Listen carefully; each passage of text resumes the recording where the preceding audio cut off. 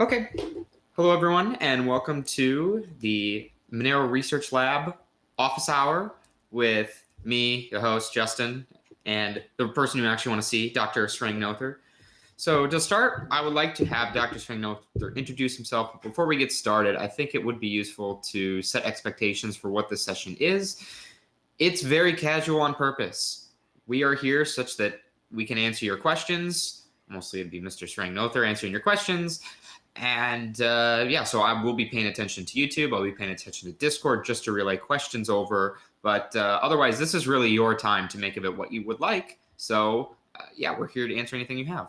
So how about Sarang, can you introduce yourself, please? Sure. So I am Dr. Sarang Noether. I'm a cryptographer and mathematician who is a research contributor to the Monero Research Lab. The Monero Research Lab is a research and development work group. It's not the only one, but it's a research and development work group that conducts research and development for the Monero project. So that ends up being stuff involving protocol research, some of the math, prototyping, coding, all sorts of things. To kind of push the Monero protocol and privacy-preserving digital assets forward in general from a technical perspective. And like Justin said, the purpose of this office hour is to give an opportunity to just kind of very informally give video forum in this case in order to answer any questions that come up, topics that people want to know more about. So this could be Justin and I sitting here in the quiet for an hour, like often happens in kind of standard university in-person office hours, or it can be, really whatever sort of technical aspects that folks want to talk about. So I guess I'm using whatever, media you, I guess, have access to. Justin, you said you're watching the Discord and YouTube. Is that right? Cool. Yeah, so for any questions that people have, go ahead and shoot them off to us there. We can talk about them. Otherwise, I'll sit here with my little cup. Perfect. I brought my coffee. I haven't had a lot of coffee with my actual coffee chats recently, but I feel like doubled down on the coffee the last few days. Were you the type of person in high school, well, maybe high school depending, but in college that went to office hours? Were you the type of person that would usually go, or is this something you did not go to that often? I did go to office hours, when I had questions, and later as a TA, and even later as an instructor. I don't know. Then I had a new appreciation for the nature of office hours when I was the one, running the office hours. But I did discover that oftentimes it was like this really cool combination of, folks who came because they really wanted to understand something that they didn't, prior to that. But there were also a lot of students who really did know what they were doing, and they were just really interested in making sure that they, kind of had as much face-to-face time to kind of go over new problems as they could. So one thing I like is that it was like, oh, this is not some kind of sign of weakness to go to office hours. It's like a sign of, I guess, being motivated and dedicated to what you're learning. But there were still many times when I had no one show up to office hours. And then it was just me reading books for an hour. What are you going to do? Yeah, I guess. Do you have any questions or any topics of any kind? At the moment, there are no questions and no topics of any kind, but of course it's open. I mean, we can also just talk a little bit about, I guess, some. Yeah, I was thinking one way we could do is sort of troll the answers out of people. We can just start saying like, well, what do you think about this obnoxious thing, just to get people all riled up about it. But before we do that, how about you talk about what you've been doing with the Monero Research Lab the last month or so? So I would say probably like the most interesting thing that people might care about, or hopefully at least they'll care about the effects of it, is going to be CLSAG, which is it's a new linkable ring signature. Nope, a linkable ring signature construction that was really intended to kind of be a drop-in replacement to the linkable ring construction that the Monero protocol used to use, which is called MLSAG. I will say that in hindsight, I really regret us not giving it a cooler name. But what would have been a cooler name for that? I have no idea. If anyone has any ideas, you should tell us. I mean, we ended up getting a pretty cool CLSAG logo. Basically, the community came together, and we had a few ideas that were pitched. One of which we ultimately went with in the blog post, and they're credited at the bottom. But it's not quite as easy to market as something like Halo or or Arcturus. Because originally so prior to like the confidential transaction model, the linkable ring signature scheme was one by some other authors. It was called LSAG, or Linkable Spontaneous Anonymous Group Signatures. And then from that point on, moving into the confidential transaction model, where we replaced, kind of in the clear amounts, commitments to amounts. And then we moved to one that was developed by Noether and others, kind of more of an in-house kind of thing.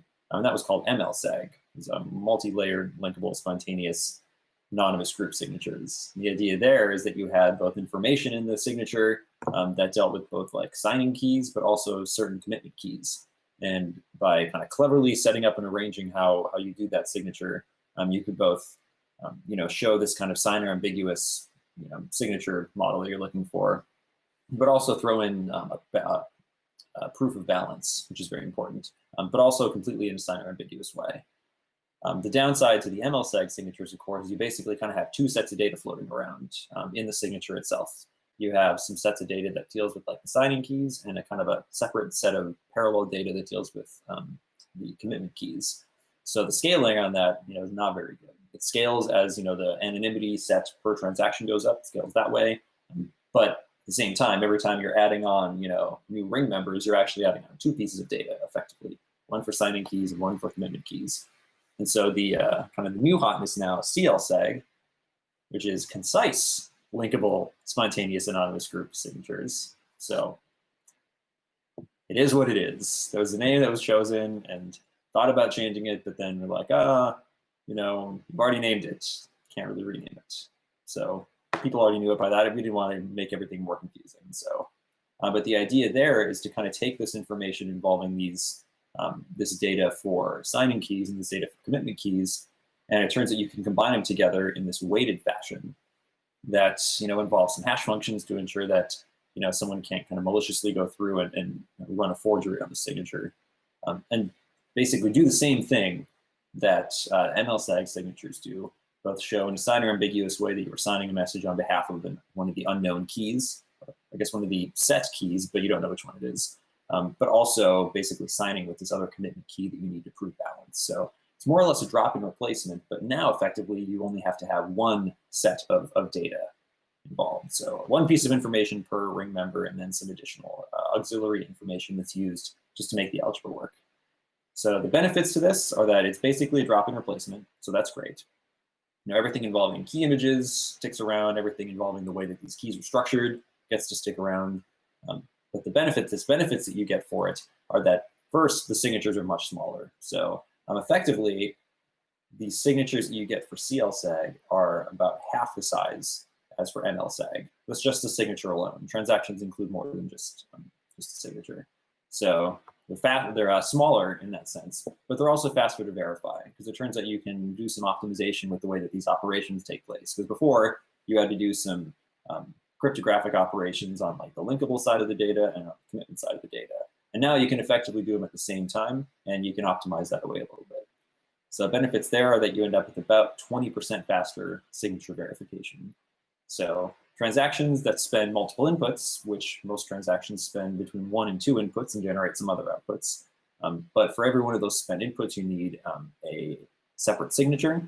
And so it turns out that for the most common forms of transactions, like a 2-input, 2-output transaction, for example, you end up seeing overall about a 25% decrease in the transaction size, and overall probably about a 10% speed up in the overall transaction verification. So that's pretty good. There's really no downsides to this. Of course, we want to make sure that the security model for this was very strong. So the security model, it basically just says, what properties do we want this construction to have? And for our particular purposes, we want there to be these properties involving forgeability and non-slanderability and linkability, and there's kind of this list of them that you want this linkable ring signature construction to have. So what you do is you basically build this kind of hypothetical model of an imaginary attacker, and you kind of give this attacker different powers to do things. So you might give this imaginary attacker like the power to convince honest users to hand over their private keys. Or you might give this imaginary attacker the power to persuade honest users to, build arbitrary transactions on the attacker's behalf. And then you show that, even if the attacker had these powers, it still can't go and like generally break these properties that we want it to have without also, breaking some computational problem, like the discrete logarithm problem that we assume is computationally feasible to do. So you basically say, aha, this hypothetical attacker can't exist, therefore we're okay. And so we decided to kind of beef up the security model that was used for CLSAG compared to like LSAG and MLSAG. And in doing so, ended up with, I would say, like a pretty good model for how we want it to work. So that's pretty good. We're pretty sure that the same security model would equally apply to MLSAG, but we didn't go back and kind of retroactively do that. It was considered to be pretty straightforward. Do you know of anyone else that is actually using MLSAG in a sort of production like Monero is? Like, is there any other application that's widely used for this? Oh, you mean besides like projects that use it for the same purpose? Yeah, I guess like code forks or different digital assets that have at least like the same or a similar protocol, presumably use it. But I'm not aware of any other direct applications. So originally LSAG, one of the in the original paper that originally introduced LSAG, one option that was listed was like voting schemes, for example, where you want to be able to ensure that someone can't vote twice for a particular issue, but also have some ambiguity among the set of possible voters. I don't think that that's actually been implemented yet. I mean, secure voting is really hard for a lot of reasons, but it happens to be really good for the purposes that we use it for. And so I guess to kind of finish up too, the Monero community commissioned an external audit of both the paper. I should be very careful to say preprint. This preprint is still technically a preprint, so that means it hasn't undergone any other peer review aside from what I'm going to talk about. But we decided to have the preprint externally audited, as well as the implementation for the upcoming October network upgrade audited. So that was done. There were two auditors who were commissioned to do that, and that was in kind of in consultation with the Open Source Technology Improvement Fund, which is a nonprofit that does support for these kind of things, and supported by Monero community donations. And the auditors had a lot of really good suggestions for how to improve the overall CLSAG security model and preprint. So ended up changing a few of the proofs around, and generally just improving how the security model and proofs were structured and run. And those didn't actually require any other changes to the scheme itself. So the construction itself, and therefore the code, didn't change as a result of that. But we're now much more confident in the way that the security model was arranged, some of the definitions, the cryptographic hardness assumptions, and things like that. So that's great. Those changes have been made, and that's now up on the IACR ePrint archive. And then the implementation, surprisingly, didn't require any real changes for security, which I feel like usually you get some in there. There were a few kind of informational ideas for how to simplify the code, but we considered that changing those, they would have been fairly extensive in how we handle certain key structures and such. And it was thought that it was probably more likely to introduce risk if we made kind of these big sweeping, more informational changes than if we were to just leave it. So yeah, so the report's available. There's a blog post up on getmonero.org about it. You can read the full report, take a look at the preprint, look at the code if that's your thing. Yeah. Awesome. Yeah, so that's scheduled to be deployed in the October network upgrade. So all you need to do is just keep your software updated. If you use a hardware wallet, like a Trezor Ledger, that's in process as well, getting their firmware and apps updated as well to make sure that that's good to go, kind of day and date when we're ready to go to. So if you use those, make sure you keep your firmware updated as well. And you'll be good to go. Very cool. We had a question come in from Andres. He asked if there's any plans to, in the future, move past ring signatures to something that is not just hidden between other decoys, but have those additional protections beyond just a decoy level protection. So I guess there's quite a few things that I know are involved in this question. One is like we have the current decoy selection, which per transaction has a relatively small number of decoys per selection, which provides reasonable mass surveillance protection, but less so good targeted surveillance if someone knows information about particular transactions. So I guess given the current situation, what is the approximate timeline forward, or not necessarily even timeline, but the set of potential improvements forward for whether or not ring signatures are sort of the right approach for the future, and how you've approached dealing with the core problem of the relatively small per transaction decoy levels? Yeah. So really the question seems to be kind of about like per transaction anonymity sets. I increasingly dislike the idea of using the term ring signature to purely mean a limited anonymity set, just because while it has been the case so far that our ring signature construction does have a limited anonymity set, I don't think it's like necessarily the correct term to use. So it's possible to build transaction protocols with limited anonymity sets or full anonymity sets. And you could probably do all sorts of other things. I mean, we know that there's transaction protocols that have no anonymity sets. But those are typically not the ones we're interested in. So what we do right now is we do, in fact, use a linkable ring signature as kind of a building block in a limited anonymity set transaction protocol for the Monero protocol.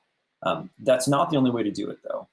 So it is possible to build limited anonymity set transaction protocols that use, for example, specialized zero-knowledge proving systems. So I really don't like the whole idea of like zero knowledge meaning full anonymity and ring signature meaning not, because like that tends to be certain implementations now, but it is not generally true. I mean, those things have much more technical meanings involving kind of proof and signature constructions. But using them the way that we do today, so it's possible to kind of migrate over to a still limited anonymity set construction, but one that permits much larger anonymity sets for reasonable transaction sizes and times, but in a way that ideally would help against certain other forms of analysis or attack. Because again, right now, the way that the transaction protocol signatures scale is that they scale linearly with the size of the anonymity set. So you're really kind of stuck there. And there's been some proposals for ways to use different kinds of specialized zero-knowledge proving systems. Some examples of that are OmniRing is one of them, Volantis is another one, Ring CT3, Triptych, Taurus. There's probably other ones that I'm just not thinking of right now. But all of these essentially allow a transaction proof, along with possibly some other auxiliary proofs, that scales much better in terms of size and scales a little bit better in terms of time. So verification time is unfortunately kind of the sticking point for this. So if you want a trust-free, like a non-centralized, trusted setup style proving system and transaction protocol, you can make those proofs very small. Like we know how to do that already. They're not as small, for example, as like the proofs, not the transactions, but the proofs in, say, Zcash, but they're still quite small for the size of the limited anonymity set you can get. But verification time is always a sticking point. So with those particular kinds of protocols and proofs, you do need still like a almost linear verification time, and that'd be the sticking point. So that's kind of the limitation that exists. There are options. They've all got some trade-offs in terms of what you can do with things like tracing and how the construction works. Some of them involve changes to multi-signature operations. There's changes to the way that linking tags work, which would kind of require almost sort of like a pool migration that could still be done safely. And so which one of these, if any, should be the one going forward is kind of up in the air right now. A lot of it depends on what trade-offs people are willing to accept, and also what trade-offs people are willing to accept in terms of namely like transaction verification times.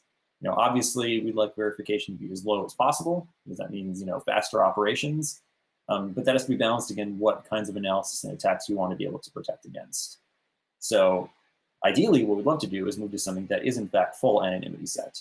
Kind of the classic example of that right now is something like, the Zcash protocols, where different anonymity sets that are involved there are basically enforced using proofs that, do things involving Merkle tree proofs. And what that effectively does is it effectively gives you, a full anonymity set within that pool, absent external information.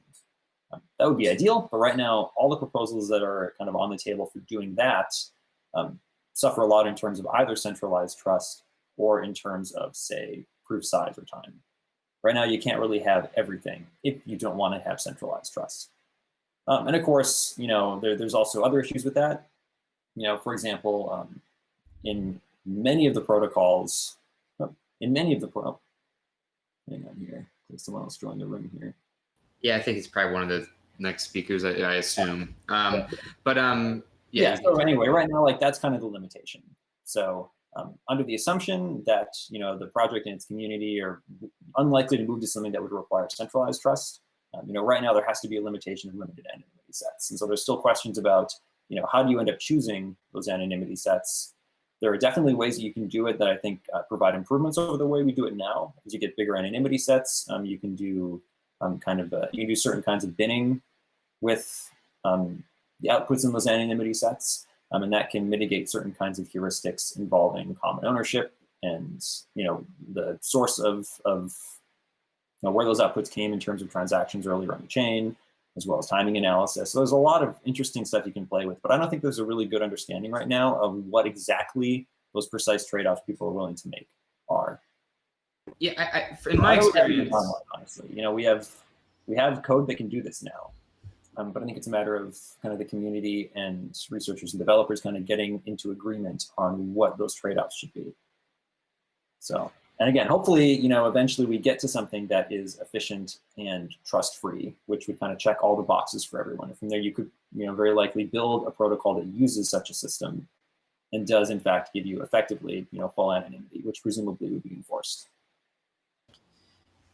In my experience, when people talk about full anonymity or limited anonymity, it's sort of in an academic only way, and then it's applied to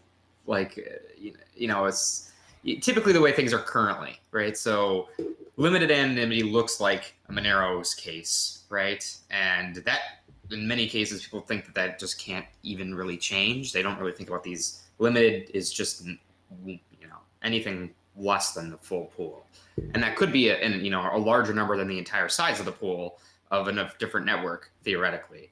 And then people are like, yeah, and it also depends on what exactly your threat model is, right? Are you concerned about a nefarious actor making a bunch of controlled purchases and then examining the possible transaction tree between you and an exchange with whom this person or entity is colluding?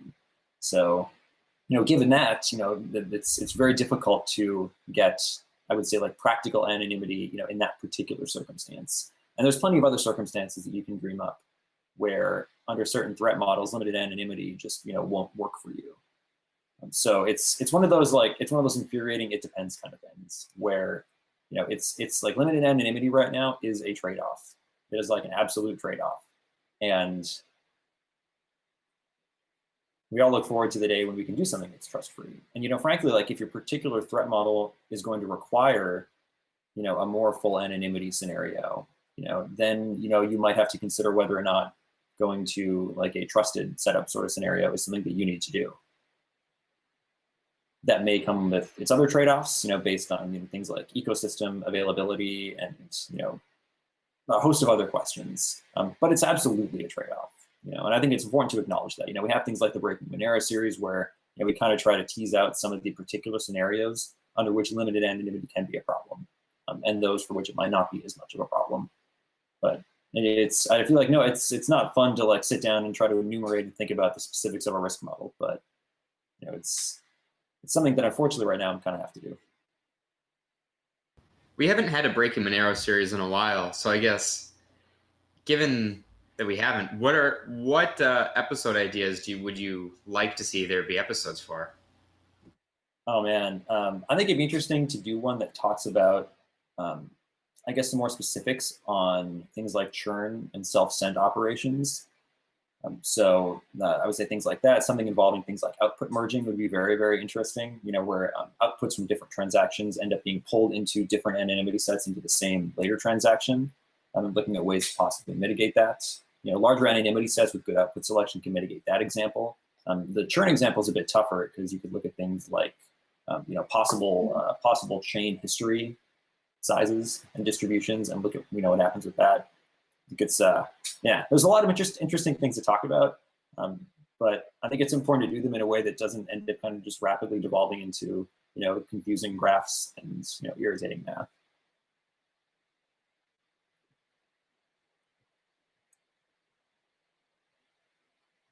But at the very least, I think I'm really happy at least to see that there is a lot of interesting research into this area. A lot of folks want general zero knowledge proving systems that are trust-free and efficient. And that would, I think, would be the ideal checking of all the boxes.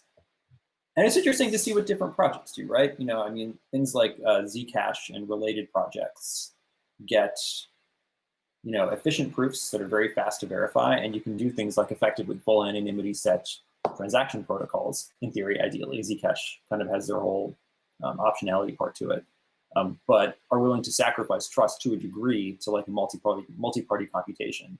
And there's always kind of the question of like, for your personal use case and how you tend to view multi-party computation, do you think that a multi-party computation setup kind of diffuses the trust out enough to where you're okay with that, or are you not okay with that? Because in theory that does provide like a guaranteed, this is how the soundness of this operation could fail scenario if the multi-party computation were, misused, for example. So many questions in this space and so many trade-offs. I feel like a lot of cryptography is basically just like the precise study of mathematical trade-offs. But no, I don't really have a good timeline for when we might be able to move to something that is what you consider full anonymity. But there are options for increasing the anonymity set, which lets you do a lot of other cool things, hopefully mitigate some analytical heuristics. So wouldn't solve everything, but I think it'd be an improvement. So that's on the tip for October, right? Kidding. Not for October. So, there's other interesting things, on the horizon too. Ideas for making range proofs a little bit more efficient have come up. There was a preprint that came out on improvement to bulletproofs called Bulletproofs Plus. The plus actually means fancy. The plus actually means taking away a few proof elements, but bulletproofs minus doesn't sound as good. So I don't know. There was a proposal to do an implementation of that. It's really new. It's kind of it's an extension of the way that the bulletproofs inner product protocol works. It's cool. Does this cool weighting operation with it, and it would let us, take a few dozen bytes off of transactions. In theory, they'd be like very, very marginally faster to verify, but in practice, it would pretty much be a wash, I think, in the grand scheme of things. So really, the question about whether or not it is worth moving to that is worth the effort, and the possible risk of something that's a bit newer has yet to be determined entirely. Were there any other questions that came up besides the one that got us into a very long discussion about protocols? Yeah, there's one. It's still a protocol related question, so it is going to be a follow up though. It says, so the ideal solution for Monero would be ZK snarks like thing that doesn't require a trusted setup. And I believe you basically said yes, but also needs to be efficient. Yeah. And specifically saying like ZK snark specifically, it's there are different ways there are different building blocks you can use to construct protocols, and I think it's important to consider it at a protocol level. So, for example, like you could basically build something akin to, like the Zcash sapling protocol, for example, but without using ZK snark construction. And you could do that with bulletproofs, for example. I don't think it's actually been done, but I know that there were some estimates made to say, okay, bulletproofs is a zero knowledge proving system. The scaling is, in terms of verification, is not as good, just absolutely not. But what it lets you do is it lets you prove things about circuits in a trust-free way. So that is trust-free. And so in theory, you could take, the circuit that's used in Zcash sapling and some of the other constructions, and you could build that in bulletproofs, and you get rid of trust. And the size would still be pretty good. The estimates and the size are like, it'd be competitive. Not as quite as good, but still pretty competitive. But the verification would be, no, it wouldn't work. Estimates I saw are like still on the order of a second, which are like, well, a second, that's pretty fast. It's like, yeah, but then you got to do that like a million times. So you can like amortize that down with batching and stuff, but it seemed like it was not quite doable at this point. So I would say something that would let you do like the whole Merkle proof kind of thing that effectively lets you do a full anonymity set-based protocol would be ideal if we could make it mandatory, which other projects have shown you can do that to ensure optimal privacy. But also, I think ideally is making it trust-free, or at least diffusing the trust and the soundness out to the point where everyone is satisfied with it.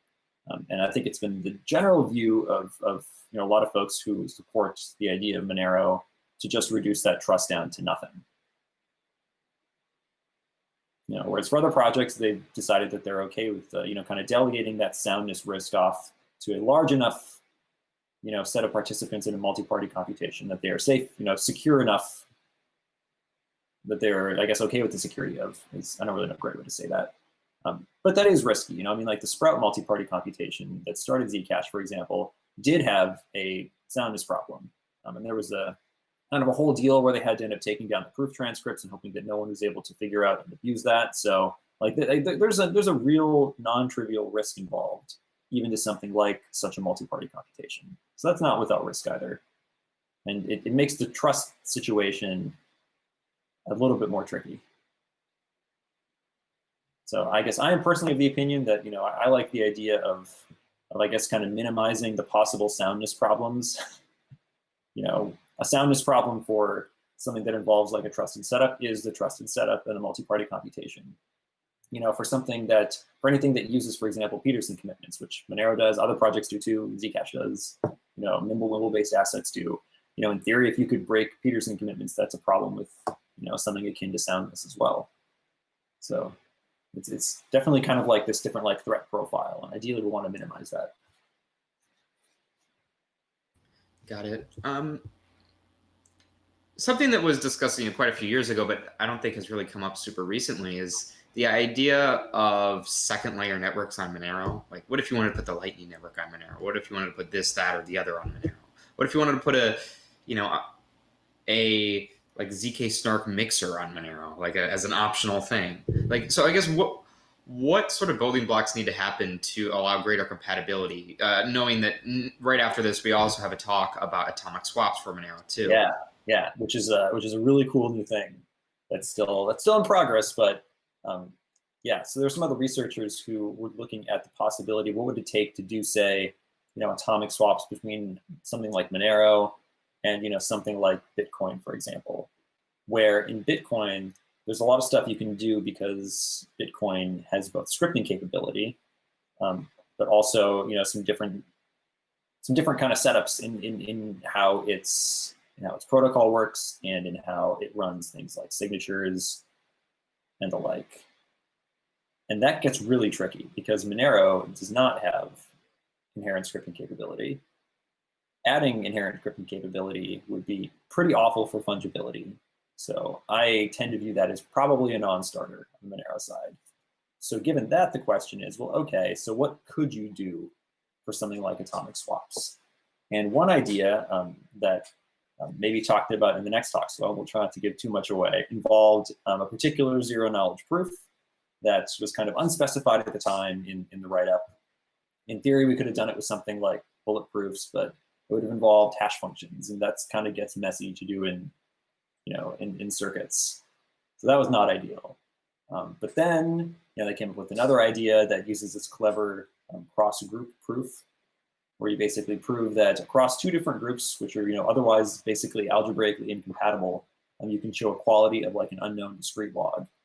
And it turns out if you can do this, you know, you can very cleverly kind of build it into this protocol involving some Monero transactions and some Bitcoin-style transactions in a way that could let you do atomic swaps. It's pretty darn interesting. You know, there's still some kind of open, ongoing questions about you know, how you need to structure those transactions just to make sure that, you know, if one or more of the parties that are involved in this doesn't follow the protocol, you know, what are the risks to funds, if anything? You know, what's the worst case scenario that could occur? And even then saying, well, okay, suppose that the protocol does work exactly as you expect and the swap does happen, you know, what information, if any, does that leak across, you know, one or more of those chains? So, yeah, I mean, for example, if you use a centralized service to do swaps right now, like that can obviously have some risk because that entity knows presumably where assets came from and where they're sending them to. So, you know, it kind of is a central storage kind of risk. But also you can do different kinds of timing analysis and other amount analysis across different chains to try to determine, you know, what's going on and what funds are moving where. And if that's a risk for you, then you don't really want that. So I think the question of what, if anything, about that kind of analysis would transfer from the current setup, which is like, you know, use a centralized service to do my exchanges, versus saying, well, I'll just do it atomically without a central service. Like, what kind of analysis could still happen? It's not nothing, because metadata always exists. But I think the question of to what extent does it happen, and, you know, is that something that you want to do, I think are still open, but very interesting nonetheless. There were some other ideas for stuff like payment channel networks, even within Monero. Like CLSAG was another signature construction that some other researchers came up with. And we looked at it, and unfortunately had like this tracing problem that would have required this whole self-spend thing, and it kind of got messy, and there wasn't really a great solution for it, unfortunately. So that kind of ended up being dead in the water for that purpose, at least, which was really unfortunate because CLSAG would have opened the door to some interesting stuff. Got it. I know this Another isn't one of those LSAG names. Just yeah. Eventually I'll just go through every letter. Something involving an LSAG construction, just for even more confusion. So I know this isn't your work directly, but I know ISMUS recently opened a community crowdfunding system proposal to look into potential limitations in Monero related to quantum computing. He was going to look at the initial scope of what basically challenges Monero needed to address going forward. Can you speak a little bit about what this general work is doing, and then also speak about Monero and quantum computing generally? Yeah, so this is work that's ongoing. They, I believe, we're going to work on it for 3 months. They're about done with the first month, I think, of that. So again, I'm like not directly working on this, so I don't want to try to speak for them or anything. But their idea was, okay, under the assumption that someday quantum computers would exist, and there's definitely debate on like to what extent people think that this would be a problem in the future. If so, how far into the future, and if all of that, what actions would we want to take now in the protocol to try to mitigate the possible future effects of quantum computers. And they want to look at kind of for different parts of the protocol, like range proofs and ring signatures and kind of the one-time addressing construction and all of this stuff. To what extent would different parts of the chain be considered at risk? The way that Monero keys work, there's a private key and a public key, and they're related by this algebraic group operation. And it's pretty well understood that the one-way map right now from private key to public key, where we assume that it's computationally feasible to determine the signing key just if you see a key on the chain, we assume that that's very difficult right now, and it's a one-way operation. It's pretty well understood that given a sufficiently advanced quantum computer, that map would be reversible efficiently. So at that point, like, spend anyone's funds, which I don't know, that's a problem right now. But to some extent, like, it's not necessarily just a problem for Monero. This is kind of a broadly applicable problem. The entire internet runs on these one-way maps right now to a large extent. So it's kind of one of those, well, your house is on fire, but the rest of the world's on fire too. Doesn't make your fire any less bad, but it does mean that there would be a lot of problems to worry about. But even beyond that, looking at things like what would that allow you to do to ring signatures? So as one example, since the way that the key images or linking tags work within the Monero protocol, it would allow you to look at different outputs that are part of a ring and determine which of them is the signer. Because of the way that the keys work right now, they involve private keys, and you can basically do like a kind of a guess and check testing operation. So, again, under the assumption of a hypothetical quantum computer, this isn't possible today as far as we know, you could figure that out. There's some other questions right now involving things like, what could you determine about stealth or one-time addressing operations? And that's still, I think, a little bit ambiguous right now. One question that I have that I know is not unique to Monero is saying, well, okay, suppose that I have a transaction here. Maybe I can't just use that transaction to, for example, figure out what the wallet address of the recipient was. Because remember, in Monero, wallet addresses never appear directly on chain. They're used to derive these one-time addresses. So right now, I mean, without external information, you can't just use on-chain information to link those one-time addresses back to the wallet addresses. So the question might be, even with the quantum computer, could you take a transaction and determine its recipient wallet address, just kind of with no external information? Or if you, for example, had a candidate list of possible recipients that you think it might be, because maybe you have a hunch or some other external information, are there ways that you could go and basically check those to determine which it would be? And again, the address space in Monero is like the possible wallet address space in Monero is unfathomably huge. And quantum computer doesn't just mean like can do everything fast automatically. There's particular algorithms that we know that can be used against things like the discrete log problem and stuff. So even if you had a hypothetical quantum computer, saying, well, couldn't it just go through all possible addresses and see which it is and figure out, what recipient is linked to what transaction. That's likely not going to be directly possible.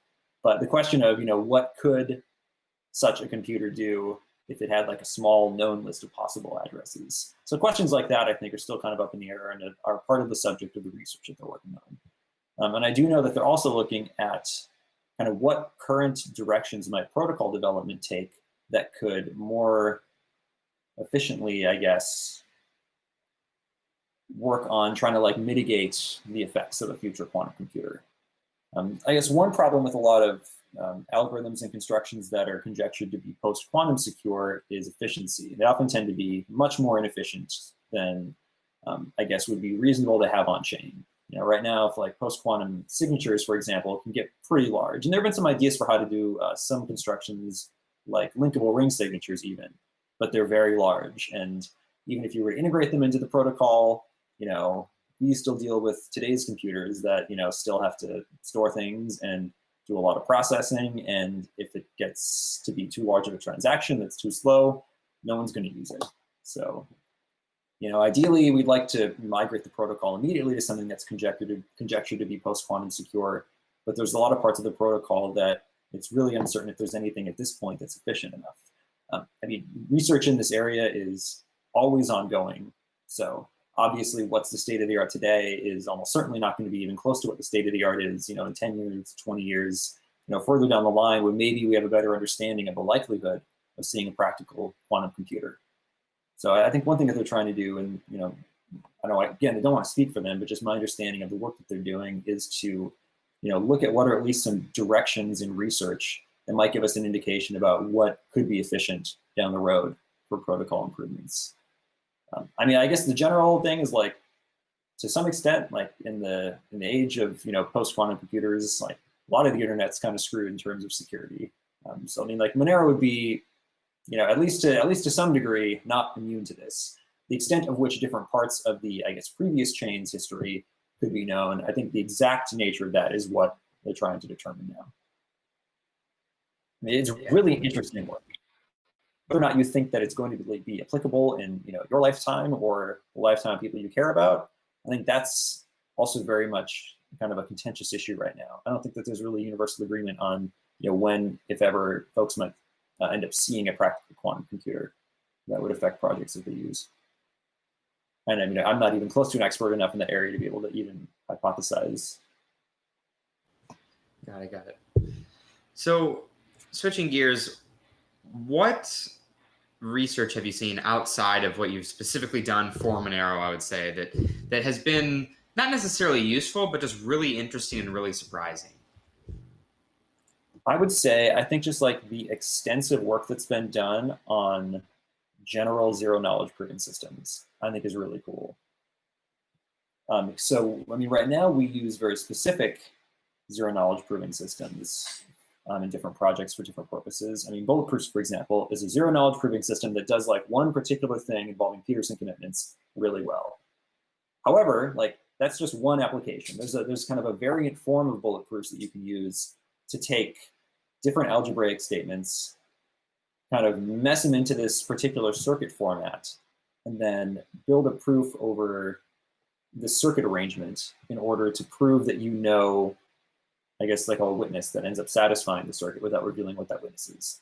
And that's kind of the general form of like a general zero knowledge proving system. And so if you have like a protocol that you really want to implement, if you can put it into this form and do this kind of representation, then there's all these different tools that you can use right now to prove things about statements relating to this language that you built.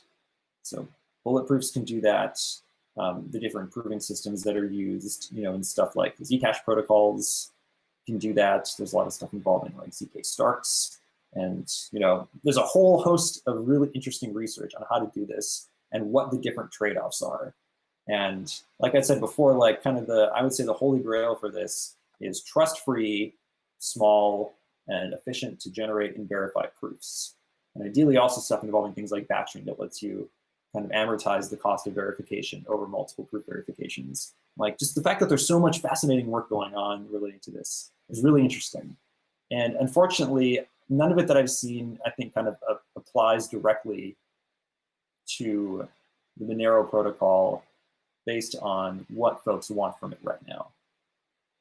Right now, the whole trust thing seems to be a pretty big sticking point. And like I said, for users who decide that they need a protocol that does more than what Monero can offer, like you probably at this point are going to have to sacrifice that whole where does the trust lie question. But at the same time, the fact that the research is ongoing and has undergone so much improvement over a pretty short period of time, I think speaks really highly to where that area of research is going to go in the future. So, I mean, I think it would be great to be able to move to a general, idealized future zero-knowledge proving system that lets us build really cool protocols that give us everything we want someday. It's not today. Hopefully, it's not too far off. There has been a lot of work in that area. It's been it's insane. Shocking. Yeah, and to be clear, like I'm really glad that other projects are doing research in that and putting that kind of stuff into practice. Like as with all projects, including Monero, like I think it's important to talk about limitations and trade-offs, like which we've tried to do through things like this, through breaking Monero. But it's still good that those different kinds of applications are also furthering more research.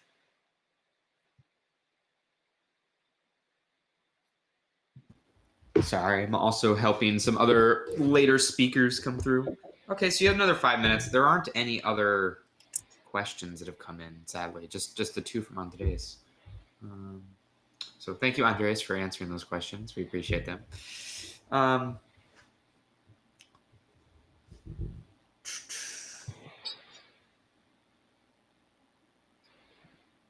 No one else came to the office hours. They're true office hours. No, that's okay. No, I mean, it's good to kind of, I guess, recap like how stuff has gone and hypothesize as to where it might go. I mean, research is interesting. You never know what's going to come up, what's going to work, what's not going to work. I think the upgrade in October is going to be exciting because Bulletproofs was, I think, a cool example of something where transactions got smaller and faster, and there were really no big trade-offs that folks had to consider. And I think CLSAG is another example where the transactions get a little bit smaller, they go faster, and not to the extent that Bulletproofs did, and there's not really any security trade-offs. If anything, working to CLSAG helped to kind of improve the way that we understand linkable ring signature security models. So if anything, like I feel like there's more confidence now about the security of the setup that we're going to have. So if anything, it's not really a trade-off. It's just kind of an increasing stack of benefits. You're saying that it would be weird a little bit with whatever comes next, because with Ring CT, for example, it was an absolutely necessary change to get to hide the amounts of transactions, and all the other benefits came with them.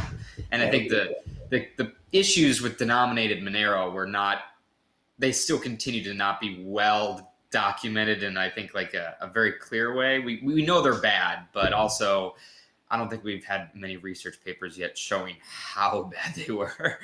Oh, I mean, the early Monero chain is, a fantastic source of material for analysis. I mean, it's well understood that the effects of, a lot of optionality in the protocol has always been problematic. And a huge number of early transactions, were effectively, I would say, de-anonymized in the sense of like ring-based signer ambiguity. Not based on walled addresses or anything. And I think that's kind of still influences work that goes on today. Like there's still parts of the protocol that have some optionality in them, and it's you can argue that it's good to have some flexibility in the protocol to allow for alternative use cases that you might not anticipate. But at the same time, like a lot of the work that especially folks like Isthmus and his group have done has shown that the optionality can lead to fingerprinting if you're not using standard software or using a service that does something in a strange way. And I think that a lot of folks are coming around to a better appreciation of the fact that limiting the protocol to improve uniformity and decrease fingerprinting is very much like a one-sided, increasingly lopsided argument toward limiting the protocol. And there's still things to do in terms of that. And I think the more that we understand about some of the early protocol decisions and how that optionality was bad, I think the more that can influence better decisions going forward. Like the protocol will always have like the old chain to deal with. And I think the best thing we can do is try to make good decisions going forward to, improve uniformity that can decrease risk and improve safety. Understood. Andreas asked the last question here. Are there any projects working on voting based in Monero? I know like that one Italian government wrote up that one thing about how they maybe were considering. Yeah, that was a political party, right? Yeah, it was. If I'm not mistaken. Yeah, I don't know if that ever actually got implemented. I don't think it did either. Voting is, I'm by no means an expert on voting, but everything that I know, and folks who do different villages at DEFCON involving voting probably know way more than I do that electronic voting is tricky. And if you think you've found out all the ways it could go wrong, like it will always surprise you. So I don't know. I thought it was cool to see in the original CLSAG paper an application to voting just kind of as a fun academic thought experiment. And who knows, it's presumably something involving, good signer ambiguous proofs going forward, might be beneficial. Who knows for voting. But, I don't think that like CLSAG or CLSAG would be the thing to use. There's enough efficiency problems that, trying to scale that out to because again, like the whole idea was that you basically have like all the different possible voting entities as like part of a ring or the entirety of the ring. Like that isn't going to scale reasonably well. And the trust model is so much different for voting that you could probably get away with something that ends up trading certain kinds of trust for, I don't know, maybe that ends up trading that kind of trust for better efficiency. I haven't thought about this nearly enough to be able to speak well to it, so I'll just keep rambling. Yep, understood. Okay, well, that's the time that we have. Thank you so much, Sarang Noether. If people want to follow Monero Research Lab, there's always the Monero-Research-Lab channel. Sarang's always there, of course, 24/7 manning this.